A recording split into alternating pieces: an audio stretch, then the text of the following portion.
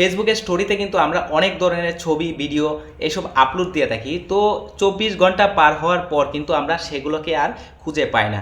তো আজকে আমি এরকম একটি ট্রিক শিখিয়ে দিব, যেটির মাধ্যমে আপনি আপনার পুরাতন যতগুলা স্টোরি আপলোড দিয়েছিলেন সেই স্টোরিগুলো কিন্তু আপনি সহজেই খুঁজে বের করতে পারবেন। তো চলুন সেই প্রসেসটাই আপনাকে দেখাই। প্রথমেই আপনি চলে যাবেন ফেসবুকের যে অফিসিয়াল অ্যাপসটা রয়েছে সেই অ্যাপসে, তারপর প্রোফাইল অপশনে ক্লিক করবেন, তারপর দেখতে পাবেন সেটিংসের একটি আইকন রয়েছে, তো ওইখানে আপনি ক্লিক করে দিবেন। ক্লিক করার পর আপনার সামনে অসংখ্য সেটিংস শো হবে, তো আপনি একটু নিচে স্ক্রল ডাউন করবেন।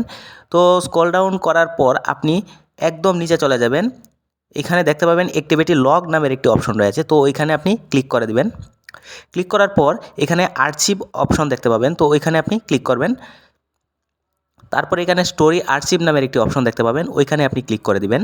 ক্লিক করার পর আপনি এখানে দেখতে পাবেন যে আপনি আপনার ফেসবুক আইডিতে যতগুলা স্টোরি আপলোড দিয়েছিলেন সেই সমস্ত স্টোরি এখানে শো করছে।